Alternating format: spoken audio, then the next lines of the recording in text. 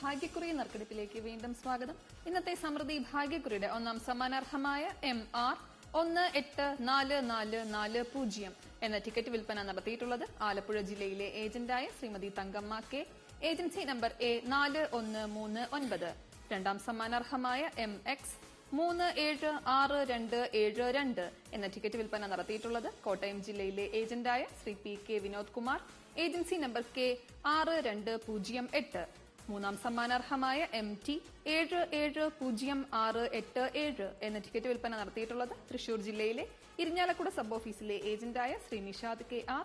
Agency number R9595. ടിക്കറ്റുകൾ വിറ്റഴിച്ച ഏജന്റുമാർക്ക് അഭിനന്ദനങ്ങൾ.